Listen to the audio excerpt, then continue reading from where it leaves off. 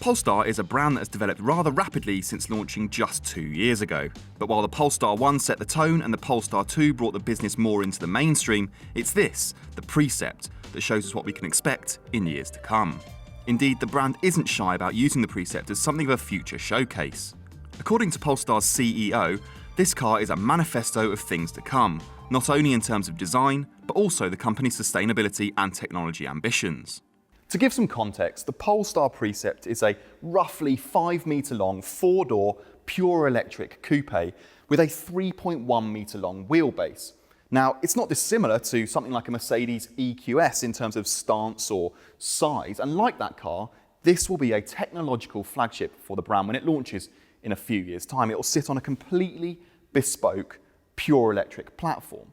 In terms of styling, there are hints of the Polestar 1 and the Polestar 2 in this car's front-end design, but things have been evolved, they've been adapted for this new generation model. Take these Thor's hammer headlights, for example. They've been split in two and they've completely ditched the conventional grille at the front, adding some aero here and some sensors at the front. Moving down the side here, this car's coupe-style roofline, mated to this wide, low stance, gives it a sense of purpose that we first saw on the Polestar 1, though despite the fact this car has extra rear doors, it looks even more squat and even more aggressive.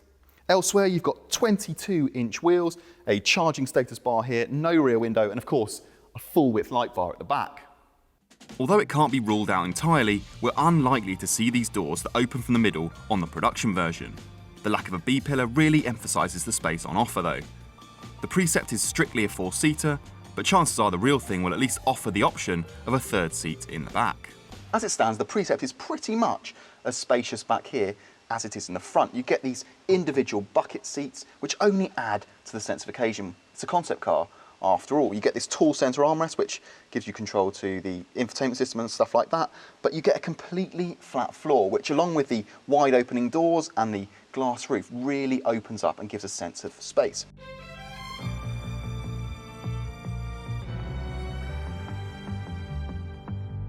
Despite all the room in the back, it's up here where the designers want you to spend most of your time. The Polestar 1 and the Polestar 2 are brilliant to drive, and you get the impression that they want that theme to continue with this Precept.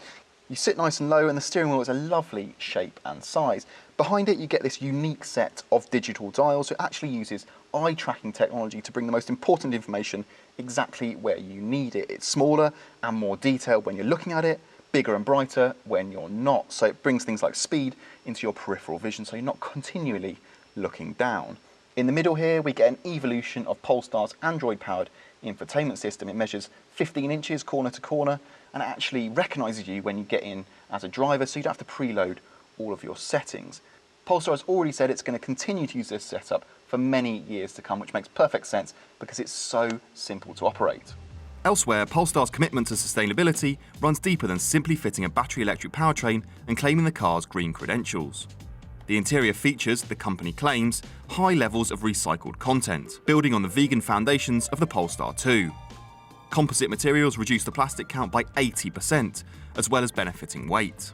The seat covers are 3D knitted from 100% recycled plastic bottles, made exactly to size with no waste or offcuts. The carpets come from reclaimed fishing nets, while recycled cork from the wine industry is converted into vinyl for the seat bolsters and headrests. Polestar hasn't yet offered us any information on things like range, battery size, or charging, but it has said that it's unlikely to simply throw kilowatt hours at a car just to improve its range, because that goes against things like its principles about sustainability. So it's unlikely then that this car is going to challenge the Mercedes EQS's near 500-mile range anytime in the near future, certainly not until things like battery size and weight reduce significantly. But the Polestar Precept is still some way off. Before then, we'll see the Polestar 3 SUV, a model designed to sit above the Polestar 2 and rival cars like Mercedes EQC and the Jaguar I-Pace. That car, though, will feature plenty of the cool and sustainable features that you see on this car. That car will be something that you can see, touch, drive, and most importantly buy as soon as 2022. Head to DrivingElectric.com for all the latest electric and hybrid car advice, news and reviews, and check us out on Twitter, Facebook and Instagram. Finally, while you're here, make sure you hit the subscribe button on our YouTube channel and turn on notifications to ensure you never miss a video.